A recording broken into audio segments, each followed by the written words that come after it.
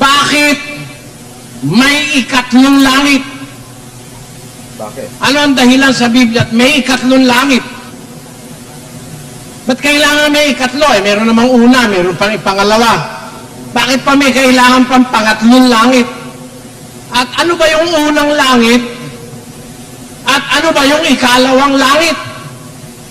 Mga kapatid, medyo malayo-layo yung ating lalakbayin ngayon. Yes. Makinig kayo mabuti, Malayo. umunawa kayo, at pakikita ko sa inyo, sa lupa, walang langit.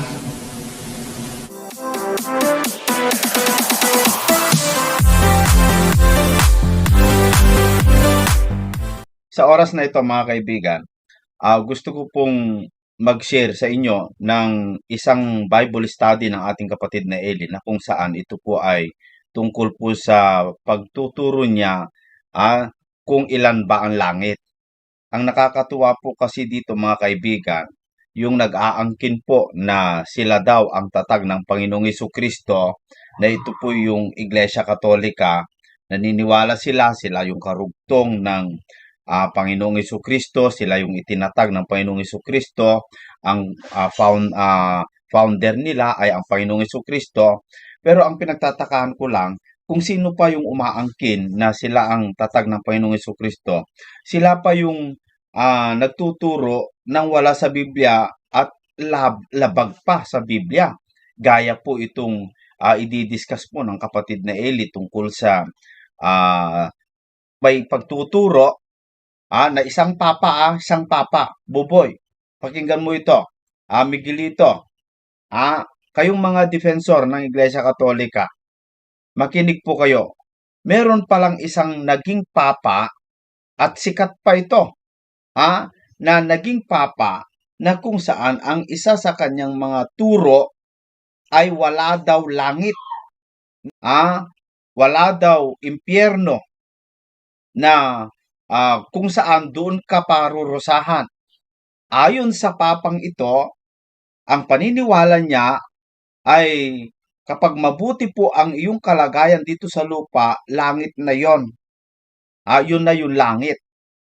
At kung masama, yun na yung impyerno para sa iyo.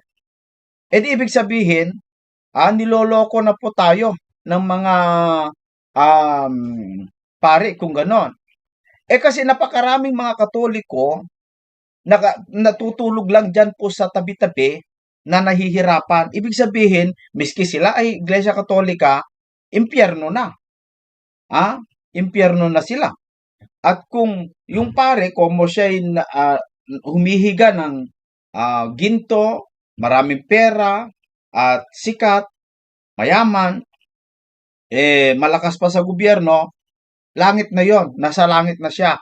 Kawawa naman itong mga Katolikong maliliit, mahihirap tulad ko, na mahirap din, nasa impyerno na pala sila. Yun ang paniniwala itong isang papa. Sino po yon mga kaibigan?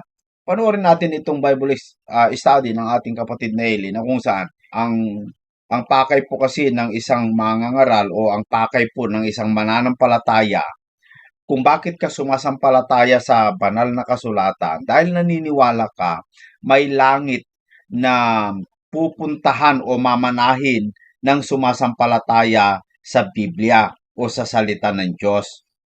Kung sumasampalataya ka sa Biblia tapos maniniwala kang walang langit, walang kabuluhan yung paniniwala mo. Kung ganon, mga kaibigan. Kaya panoorin natin itong pangangaral ng kapatid na Eli, ilan ba ang langit? At tunay ba na walang langit gaya ng sinasabi ng isang papa na naging papa sa Roma? Heto, mga kaibigan. Ang ating paksa ganito, kung bakit may ikatlong langit. Alam nyo, maraming katuruan tungkol sa langit. May nagtuturo, 7 raw ang langit. May nagtuturo, 1 lang ang langit. May nagtuturo, wala raw langit. Naniniwala kayo? Naniniwala ba kayo may nagtuturo walang langit? Kilala niyo kung sino? Sino?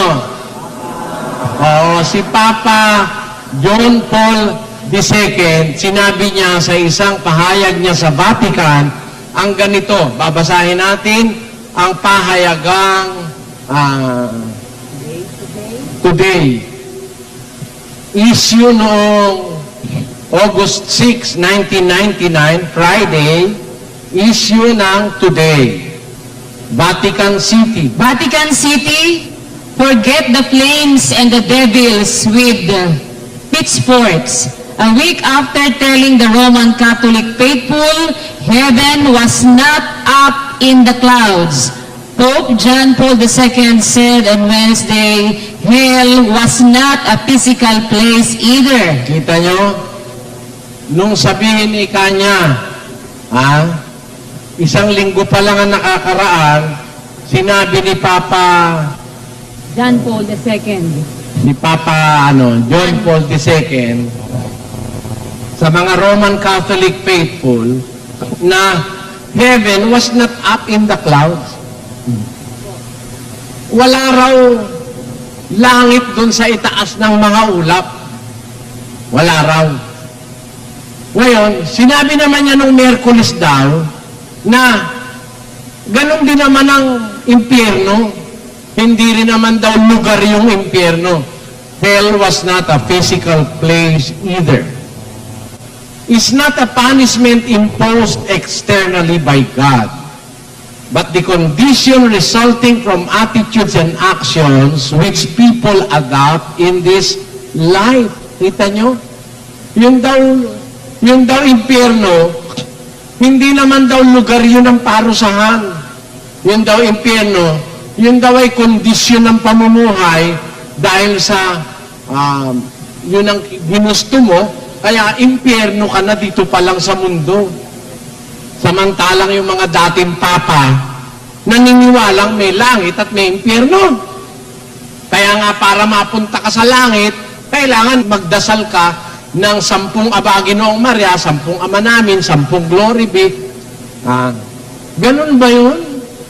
Ganun ba sabi ng Biblia? Di naman ganun eh. Sa Biblia may 3 langit. Oh, kita nyo? Ayan, Buboy. Sinasabi mo kayo ang tatag ni Kristo. Kayo ang karugtong ni Kristo. Na iglesia. Ba't ganon? Kung kayo ang itinatag ni Kristo, ba't naniniwala itong isang papa? Sikat pa ito, nadatnan ko kasi itong papa na ito mga kaibigan nagtuturo na walang impyerno na magpaparusa sa tao. Naniniwala ako kahit sa mga taga-punto por punto kung bakit sila nangangaral dahil gusto nila mapunta sa langit. Kasi sa Biblia mayroon pong langit. Kaya lang mali Mali talaga, Buboy O sige, ituloy natin. Napakaganda ito 3 langit. Bakit kailangan may 3 langit? May unang langit, may ikalawang langit, saka may 3 langit. Bakit kailangan? Yun ang ating paksa. Napakahalagang malaman natin ano ba ang langit? Langit lang tayo ng langit. Ano ba langit? Ano langit? Pag sinabi ba langit, mabuti? Sagot, mga kapatid. Mabuti. Pag sinabi ba langit, mabuti? Mabuti. Kasi, kung di natin malalaman talaga yung kahulugan ng langit, ano ba yun? Langit tayo ng langit Kaya ngayon, tuturuan ko kayo ng tamang paggamit ng salitang langit. Heaven. Langit. Pagka nagmamahal ka, ang aking nilalangit. Ayan ang sabi ng mga Tagalog no? Nilalangit. Ibig sabihin niya yung kanyang minamahal, sinisinta, tinitingala niya, nilalangit niya. Alam nyo, napapasil siguro kayo, no? Bakit ako nagsasalita ng ganito? Kasi nga, ang pag-aaralan natin, yung ikatlong langit. Ano ba yun? How will it affect our lives? How important is it knowing the third heavens with regards to our salvation? Why do we have to be informed about what is the third heaven? Is there really a third heaven? Or is it true, according to other belief, that there are 7 heavens and there are 7 archangels? Is that true? The Bible speaks of 3 heavens. What is the third? What is the condition of the third heaven? What is the first and the second heaven? Ang langit pala, mga kapatid, ang langit, marami ka palang dapat maunawaan sa langit. There are so many things that you must understand upon hearing the word heaven. Heaven. Langit. Ha? Napakaraming bagay na dapat nating maintindihan pag sinasabi yung salitang langit. Pero ano yun? Ano yung mahalagang maintindihan natin sa langit? Ayon sa ating paksa, meron pong ikatlong langit. Bakit may ikatlong langit? Bakit? Ano ang dahilan sa Biblia at may ikatlong langit? Ba't kailangan may ikatlo? Meron namang una, meron pang ipangalawa. Bakit pa may kailangan pang pangatlong langit? At ano ba yung unang langit? At ano ba yung ikalawang langit? Mga kapatid, medyo malayo-layo yung ating lalakbayin ngayon. Yes. Makinig kayo mabuti, umunawa kayo, at pakikita ko sa inyo, sa lupa, walang langit. Sa lupa, walang impyerno. Tandaan nyo. Kasi dadating ang panahon, bago parusahan ang masasama, mawawala ang lupa. Ay, paano mangyayari na? Nandito na langit, nandito pa rin na impyerno, bago magparusa ang Diyos, mawawala muna ang lupa.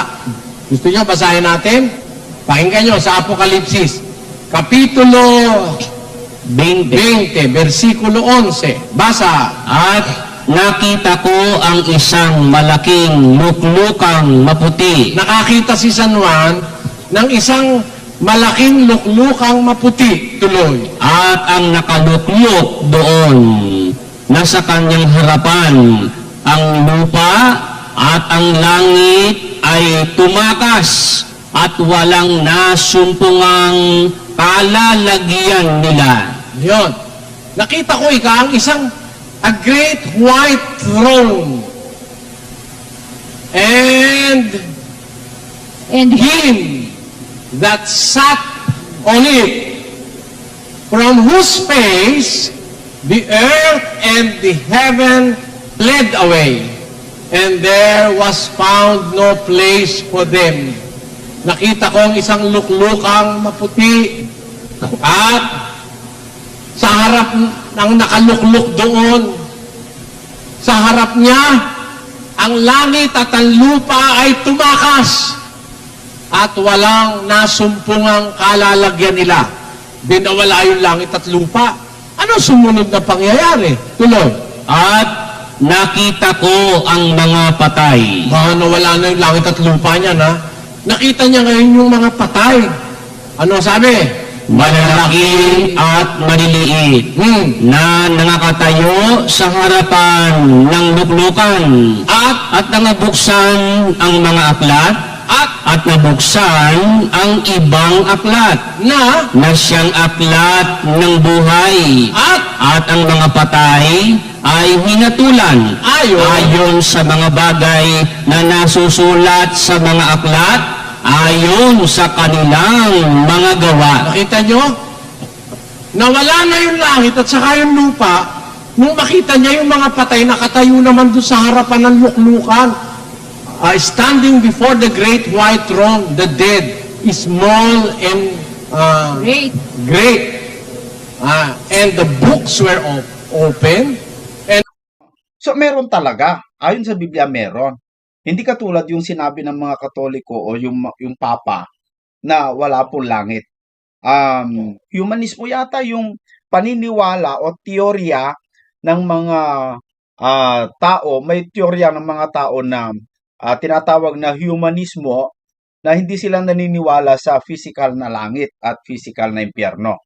Parang ganun yung paniniwala itong Pope na ito mga kaibigan Pero ganun pa man, wala tayong pakialam kung yun ang paniniwala itong papang ito. Nasa mga Katoliko na yan kung paniniwalaan din nila. Kung maniniwala yung mga Katoliko, dyan po mga kaibigan ay mas maganda hindi na po sila magrelihiyon sa Katoliko kasi wala din lang palang langit at wala din lang palang impyerno. Kapag ikaw ay nahihirapan dito sa lupa ay impyerno na yan para sa iyo. Kung ganun mga kaibigan, siguro mas maganda magpakasaya ka na lang dito sa lupa at gagawin mong gusto mo, magpakayaman ka, mag-asawa ka ng marami para masayahan ka, maganda yung buhay mo, magnakaw ka na lang, ganun, mag-corrupt ka, tulad yung viral ngayon dyan po sa DPWH yata at dun sa DepEd, yung mga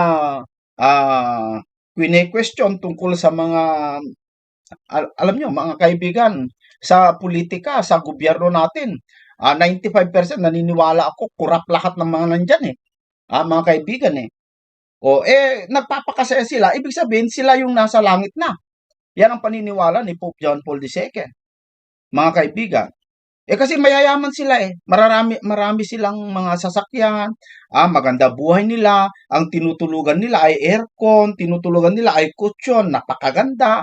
Hindi tulad yung ating mga kaibigan, tinitirahan na kapag umuulan ay parang may shower ka na, no? Kapag natutulog ka, nakikita mo yung mga butas-butas parang maraming bituin alam nyo mga kaibigan, kaya tayo sumasampalataya at naniniwala sa Biblia dahil naniniwala tayo may langit. Tuloy natin. Maganda ito And another book was opened, which was the book of life, and the dead were judged according to the things written in the book, according to their works, ayon sa kanilang mga gawa. Sa makatwid, yung palang paghatol sa mga patay, magaganap pagkatapos na mawala yung langit at lupa. Saan mo dadalhin ngayon itong mga patay na ito?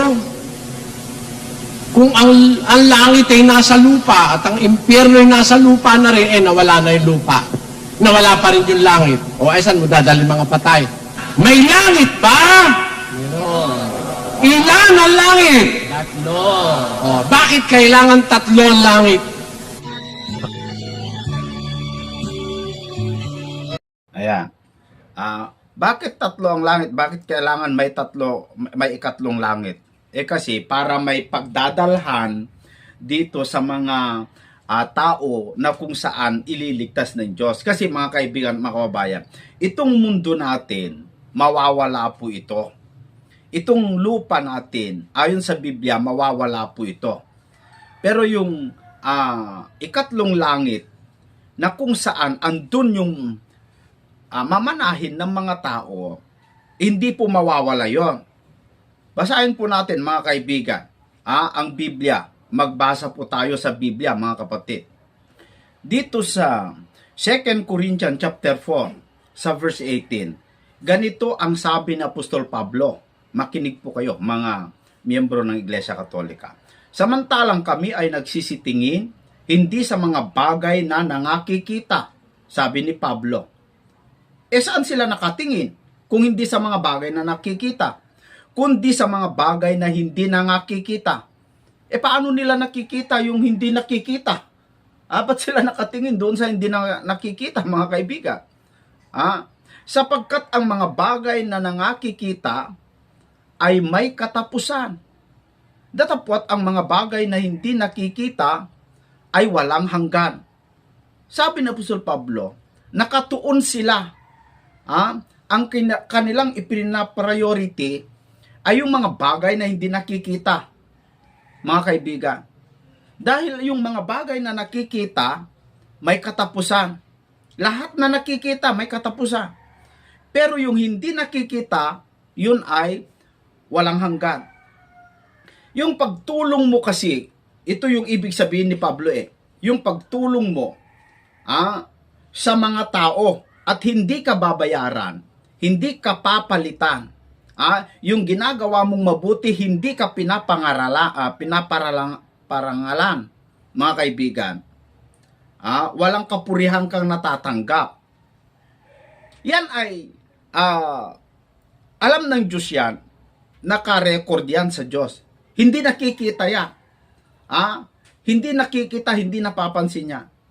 Pero, yan ay aanihin mo kapag nandun ka na.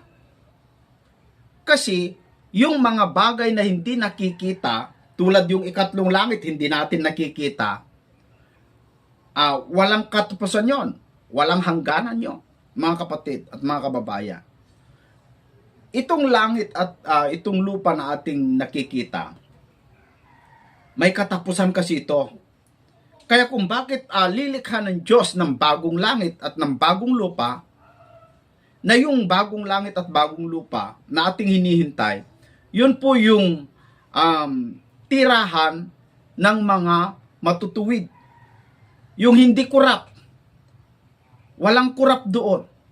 Hindi katulad sa gobyerno natin na matindi ang korupsyon. Ito, mga kaibigan at mga kapatid, hindi po ito paninira sa gobyerno po natin. Pero mga konti na lang yung paniniwala ko na mayroon pang hindi kurap dyan sa gobyerno yung mga nagsasabing mga pastor na nandyan sa mga gobyerno, yung mga pare, yung iglesia, yung kung sino pa yung mga mangangaral nasa gobyerno, kahit pa ikaw ay mayor o gobernador o isa kang senador, na matuwid kung mag-isa ka lang, para puksahin mo, sabihin mo, kung ako yung iboboto po ninyo ay pupuksahin ko ang korap sa loob, sino ka? Naniniwala ako kay Pangulong Duterte sa kanyang panunungkulan, talagang gusto niya mabuwag ang korupsyon at ang drugs, kung ano-ano pa man, mga kaibigan. Pero presidente na yon. Nakaya niya ba, mga kaibigan? Sa 6 na taon na pag-upo ng Duterte administration, nabuwag niya ba? Pinangako niya 3 to 6 months, wala nang drugs. O naganap ba? Presidente yon. Ikaw, sangguniang bayan ka lang, tapos nangangako ka, puksain mo ang drugs. Sino naniniwala sa'yo? Mayor ka lang, gobernador ka lang, o congressman ka lang, sasabihin mo, pupuksahin mo ang drugs? Ako, mapapaniwala mo ba na kaya mong puksahin? Presidente nga hindi napuksa ikaw pa kaya? Mga kaibigan, kasi naniniwala ako tapat si yung Duterte administration na kanyang puksahin ang korupsyon sa bansa natin Pero naganap niya ba?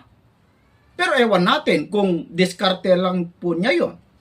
Tulad yung ginawa ni yung issue ni Senador Laila de Lima nung araw na kaya daw pinupuksa yung drugs, pakitang gilas lang po pala.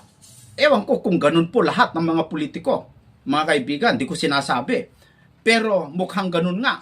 Kasi kung issue yung drugs na nakuha, kapag nakuhanan ng video camera o anuman, ang nakapagtataka, bigla na lang mawawala yung hindi natin alam saan napunta yung drugs, anong nangyari doon sa drugs na kinumpis ka, mga kaibigan.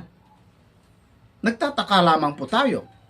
Hindi natin sinasabi na may pakitang gilas po lamang po yun. Nasa tao na po yun, mga kaibigan. Bahala na po kayo. Pero ako, mga kaibigan, Ako, lahat ng mga ginagawa po ng mga tao na naghahanap ng mga material na bagay, lahat ng yan mawawala. Mawawala lahat yan, mga kaibigan.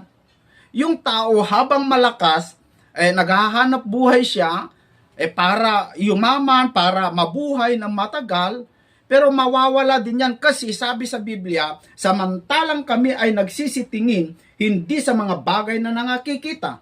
Sabi ng mga apostol, kundi sa mga bagay na hindi nangakikita. Bakit? Sapagkat ang mga bagay na nangakikita ay may katapusan.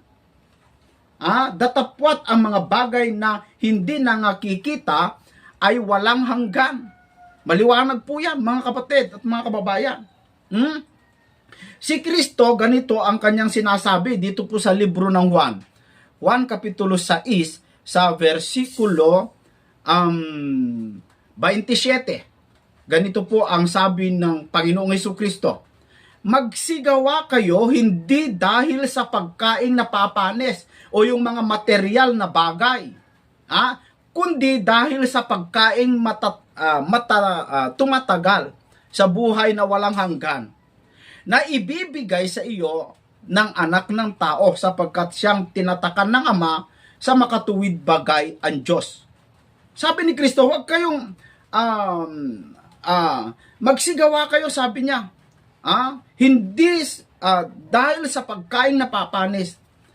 But sobra yung pagkamkam mo ng kayamanan. Kaya ka tumakbo sa politiko dahil ba gusto mo yumaman? Ito mga kaibigan, hindi man natin linalahat. Pero bakit ka tumakbo? Para maging gobernador, presidente, senador, or what else? Anong klaseng posisyon ang tinakbuhan mo? Ba't ka tumakbo? Para makatulong? Sige, sabihin natin, makatulong ka. Pero tignan nyo nangyayari ngayon, mga kaibigan. Ayon sa media, sa social media, mga kapatid, bakit baba ang presyo ng palay? Bakit hindi maitaas-taas itong mga politikong nanalo? Kung talagang nakakatulong kayo sa mga mahihirap, ba't hindi nyo itaas ang produkto ng palay? Ba't yung produkto na tulad yung abono, yung insektipidio, ba't hindi maibaba? Pero yung palay, yung presyo ng palay, ba't napakababa? Ba't hindi maitaas? Miski nga presidente, hindi maitaas Mga kaibigan ilan ang presyo ng palay ngayon? Naglalaro sa 10 hanggang 12. Yung sariwa. O kayo nga computein nyo kung lalabas po ang gastos ng nagtatanim ng palay. Kung kayo, mga politiko, payag ba kayo na nagtatrabaho kayo walang walang kinikita? Milyon-milyon nga kinikita nyo araw-araw Kaya nga kayo nagpa-project ng tulay o kalsada o anuman, pina-project po ninyo, kasi malaki ang kita po ninyo doon. Halos ikatlo, mga kaibigan. Ikatlo lang yung pumapasok, 1/3 lang yung pumapasok doon sa project, sa inyo yung mas malaki pa nga mga kaibigan bakit hindi maitaas yung presyo ng palay? Kasi yung negosyante, noong sinuportahan niya yung kandidato, gumastos ng milyon-milyon. Gumastos ng milyon-milyon. Ngayon, kailangan niyang bawiin yon. Kaya kahit anong sabihin ng politiko na yan, na nagsasabing makakatulong siya sa mga maliliit, hindi. Lalong pinahihirapan ng maliliit niyan. Kasi yung gastos niya na binibigay niya, 3,000 bawat butante, 1,000 bawat butante, yan mga kaibigan, susulitin din. Kaya hindi maitaas-taas. Bakit? Subukan mong itaas yan. Sabi nung negosyante sa politiko, sige, itaas mo yan. Tignan natin kung mananalo ka pa sa susunod. O edi takot din yung politiko. Kaya ang talagang nagmamanipula o naghahari sa gobyerno natin, hindi talaga yung nakaupo. Kaya walang magagawa yung nakaupo, mga kaibigan. Huwag kayong maniniwala, kapag ako'y nanalo ay gagawin ko lahat para makatulong sa mga tao. Lugit. Nakakatulong. Sino maniniwala, mga kaibigan? Ramdam yan ng mga negosyante. Nakakatulong talaga kayo sa mga negosyante. Pero yung mga mamamayan, natutulungan nyo pa, mga kaibigan. Di ako naniniwala dyan. Di ako naniniwala dyan. Pahirap na pahirap para sa mahihirap. Kayong mga negosyante matataas. Kilala sa gobyerno, kayo ang yumayaman. Pero at ito tandaan nyo, mga kaibigan, ayon sa Biblia, lahat ng bagay na nakikita, mawawala din yan. Kung sa bagay, itong mga mayayaman, wala namang pakialam sa impyerno at langit Kasi para sa kanila, langit na sila ngayon mga kaibigan. Kaya ang panghahawakan na lang natin, mga kaibigan at mga kababayan na mamamayan, ay maniwala na lamang po kayo sa Biblia. Kung ikaw ay mahirap at walang kakayahan dito sa mundo, dito sa ibabaw ng lupa, magtiwala ka na lang sa Biblia. Sumampalataya ka, maniwala ka na kapag ikaw po ay mamamatay hanggat buhay ka, ay maniniwala ka sa Diyos, may pag-asa ka na magkakaroon din ng buhay na walang hanggan. Huwag mong mawawalan ka man ng mga bagay na ari-arian dito sa lupang ito, huwag mong ipagpapalit yung pananampalataya mo sa Diyos sapagkat meron tayong pag-asa na pagkatapos ng mundong ito ay pupunta tayo, papasok tayo doon sa ipinangako ng Diyos sa atin. Hayaan nyo na yung mga korap na yan. Mga demonyo yan. Bakit? Kasi yung naghahangad ng kayamanan dito sa ibabaw ng lupa, yan ay mahirap lang kasi mga kaibigan magsabi ng kasi kapag sinasabi mo yung totoo pinapagalitan ka kinakaaway ka mga kaibigan pero naniniwala tayo meron talagang langit, meron talagang impyerno. At yan ay hinihintay natin ayon sa Pedro. Kaya dapat habang ikaw ay naghihintay, ito gawin mo. Basahin natin dito po sa ikalawang Pedro, kapitulo 3, sa versikulo 12. Ganito ang sinasabi sa Biblia. Na ating hinihintay at pinakananasa ang pagdating ng kaarawan ng Diyos.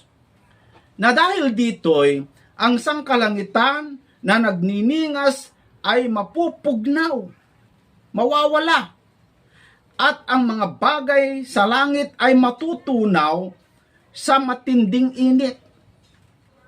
Itong langit natin nakikita, matutunaw yan sa matinding init, no? 13. Ngunit ayon sa kanyang pangako, ay naghihintay tayo ng bagong langit at ng bagong lupa na tinatahanan ng katwiran. So yung bagong langit at bagong lupa, tinatahanan po ng katwiran po yon. Wala nang kurap doon. Kasi ang maghahari doon, ang presidente natin doon, si Kristo, wala nang kurap doon. Hindi tulad yung gobyerno natin na matindi po ang korupsyon. Halos 100% na ang sabi ko nga mga kaibigan, 90 to 95% corrupt talaga lahat ng mga nandyan hanggang sa pinakamataas, hanggang sa pinakamababa.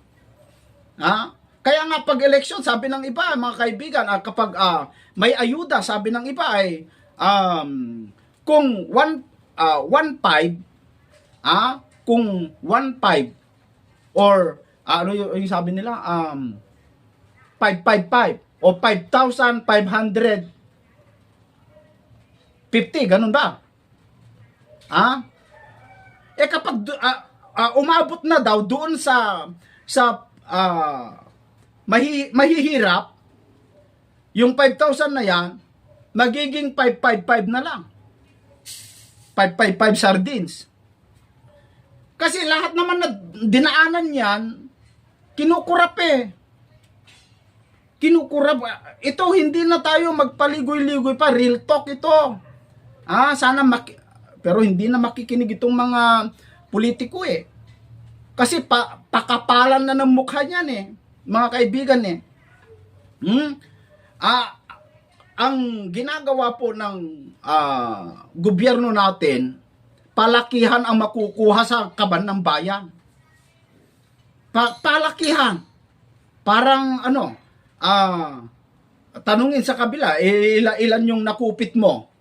O lalakihan, parang pagalingan sa kupitan ang nangyayari sa gobyerno natin. Kunwari, napakaganda. Kapag siya'y tumatakbo, nagbibigay ng 3,000 bawat botante, tuwang-tuwa naman yung mga tao. Tuwang-tuwa sila.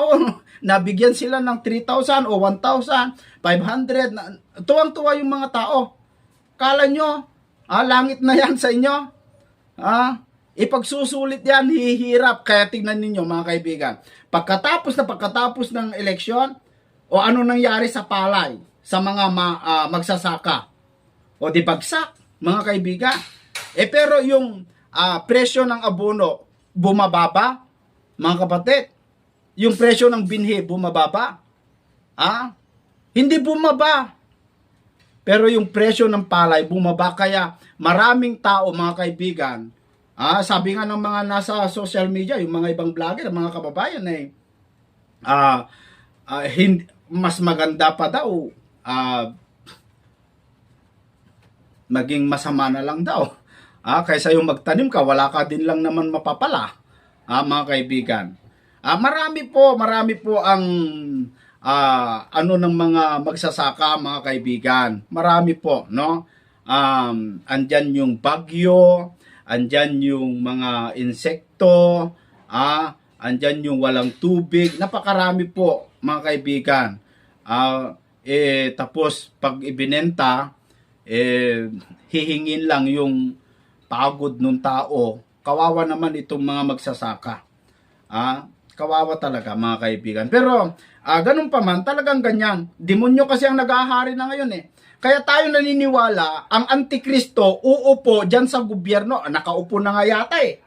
Mga kaibigan eh. Nakaupo na nga yata eh.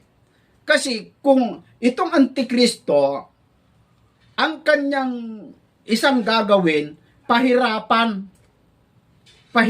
ang tao, mga kababayan. Magpakayaman, sige. Okay lang, magpakayaman po kayo. Yung nagba-viral nga dito sa social media, yung isang napakayaman na kontraktor, mga kapatid. Anuhin mo yung kayamanan mo. Ito, tignan po ninyo, mga kaibigan. Ang tao mabubuhay lang, malakas lang siya hanggang sa edad na 70 hanggang 80. Kapag nasa 90 ka na, hindi na masyadong masarap ang buhay mo. Mga kaibigan. Ito nakalagay kasi sa Biblia mga kapatid Hindi ko naman sinasabi, kapag 80 ka na, ay mamamatay ka na, hindi. Pero ganito ang sabi po ng Biblia sa Awit, Kapitulo 90, sa versikulo 10, ganito ang sinasabi. Ang mga kaarawan ng aming mga taon ay 70 taon. O kung dahil sa kalakasan ay umaabot ng 80 taon. Gayunmay, ang kanilang kapalaluan ay hirap at kapanglawan lamang sapagkat madaling napapawi at kami ay nagsisilipad. Alam nyo, ang buhay po ng tao, maiksi lang, napakaiksi. Kung ang edad mo ngayon ay 60 o 50, malapit ka na sa kabaong. Kasi karaniwan na namamatay na mga tao, mga 70, mga 80. Bihira na yung umaabot sa 90 mga kaibigan kung meron mang umaabot ng 90, kapanglawan na lamang po yun. Wala nang masyadong sarap ng buhay noon. Marami na siyang nararamdamang hindi maganda sa katawan. At karamihan na namamatay 70 to 80. Hindi ko naman sinasabi yung mga politiko na nag-iedad na 70 ay mamamatay na sila. Hindi. Kasi malakas sila, marami silang pera, pandugtong sa kanilang buhay. Pero ang pinapakita po ng Biblia, kahit gaano kakayaman, mamamatay ka rin. Kaya kailangan mong mag-ipon ng kayamanan mo sa langit. Kaya kailangan mga kaibigan kung ayaw mo, edi okay lang. Magpakayaman ka dito sa lupa. Kung 70 ka na, malapit ka na din. Mga kaibigan. Kung 60 ka na, malapit ka na rin. Meron pa nga namamatay, mga politiko Politiko mayayaman tulad yung mga artistang mayayaman din. Marami silang pera. Ewan ko, anong edad ni Pinoy na bago siya namatay? Anong edad ni Cory o yung mga kilalang mga mayayaman? Umabot ba sila ng 100 years? Hindi. Umabot ba sila ng 90? Parang hindi May mga namamatay nga na artista wala pang 70, namamatay na anuhin natin yung mga kayamanan natin, mga kaibigan. Anuhin natin.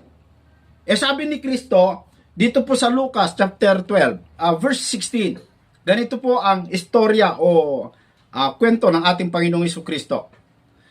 At nagsaysay siya sa kanila ng isang talinghaga na sinasabi, ang lupa ng isang taong mayaman ay namumunga ng sagana.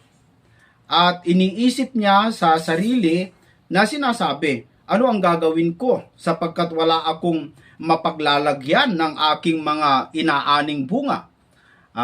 At sinabi niya, ito ang gagawin ko. Igigiba ko ang aking mga bangan at gagawa ako ng lalong malaki. At doon ko ilalagay ang lahat ng aking butil at aking mga pag-aari. At sasabihin ko sa aking kaluluwa, marami ka ng pag-aari nakakamalig para sa maraming taon. Magpahingalay ka, kumain ka, uminom ka, matuwa ka. Datapot sinabi sa kanya ng Diyos, ikaw nahaling, hihingin sa iyo sa gabing ito ang iyong kaluluwa at mga bagay na inihanda mo ay mapapasa kanino kaya. Yan po ang kwento ng Panginoong Jesucristo. Marami kang ang kayamanan.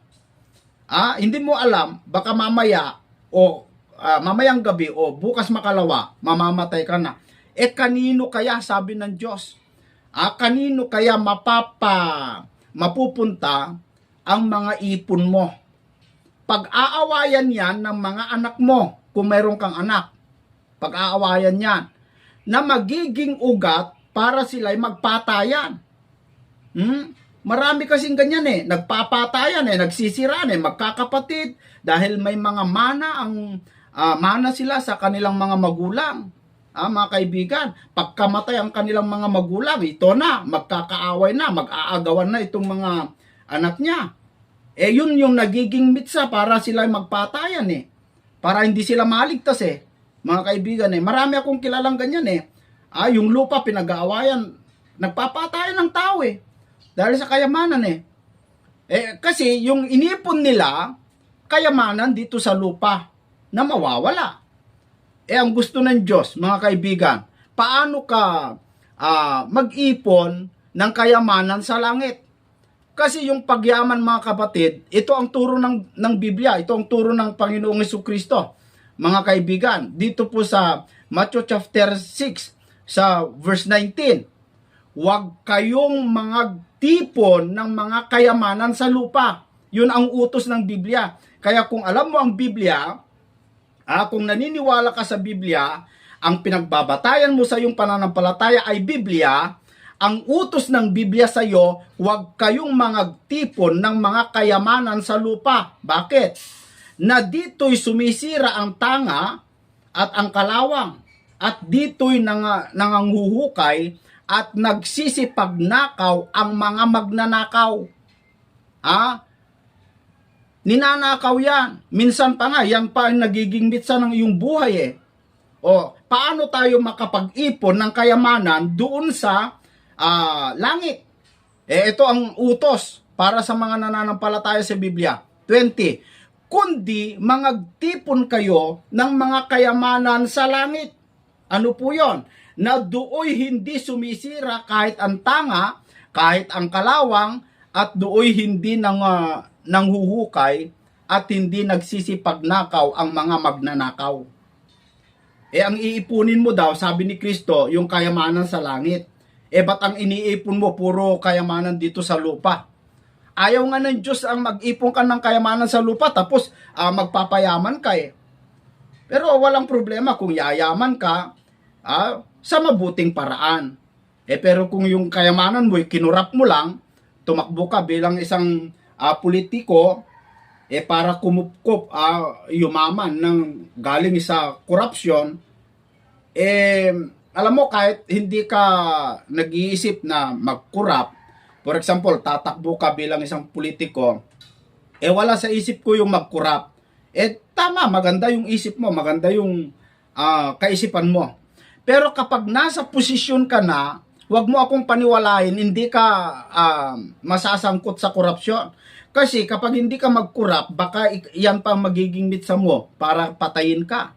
Kasi kapag magsabi ka sa mga tao, sa baho ng kapwang politiko mo, baka liliit ang buhay mo. Marami nga namamatay, isang parte sa, hindi lang natin kasi pwedeng sabihin pero yung naghari-harian na governor, mga kaibigan, kapag hindi binoto ng isang mahirap na mamamayan, ay mamamatay yan Kapag yung kapitan ay hindi iboto, hindi na yan hindi makakakita ng liwanag yan kapag yung mayor ay kinontra niya, talagang hindi magtatagal yan ganun po kadumi ang politiko, mga kaibigan, mga kababayan. Ganun po karumi ang ginagawa po. Yun lamang po, no, mga kaibigan. Ang dahilan po kung bakit tayo po ay sumasampalataya, mga miyembro ng Iglesia Katolika, dahil naniniwala tayo na may langit. Kung yung puno po ninyo hindi naniniwala may langit, may pupuntahan yung mga sumasampalataya, umalis na kayo dyan. Ano pa ginagawa yun dyan? Kaya ka nga nananalangin, lumalapit sa Diyos dahil naniniwala ka na balang araw ay darating ka doon papasok ka doon sa langit. Wala pala langit. Ano pa dahilan? Bakit ka nagpapakabait? Ano pa dahilan? Bakit ka nagpapakatuwid? Kung wala din lang langit at dito lang yung buhay, wala nang ikalawang buhay, ba't ka pa nagpapakabait? Gumawa ng gusto mo. Magpakayaman ka, magkurap ka, mag-asawa ka ng marami, ano-ano may mga kasama ang gagawin mo. Gawin mo na kasi ito lang pala ang buhay Wala pala langit. O di, gawin mo na gusto mo. Pero hindi po ganon ang Biblia. Hindi po ganon ang turo ng Biblia, mga kaibigan. Naniniwala po tayo. No? So, maraming salamat, mga kaibigan. Buboy, kung nanonood ka, sana po ay yung mga history na sinasabi mo, ay naku po Buboy, wag kang maniwala masyado sa history. Maraming historiador na mga sinungaling din. Ba't mo kakampihan yung isang historiador dahil ba kakampi sa iyong paniniwala yung kanyang sinabi? Paano yung kumukontra? Dapat ang ating pagbatayan, Biblia, hindi historia, hindi history. Gawa lang ng tao yan, istorya lang ng tao. Wala tayong patunay na yung sinasabi niya sa panahon na yan ay tama, mga kapatid. Wala tayong patunay. No? Sana, Buboy, mapanood mo ito. Maraming salamat po sa inyong lahat.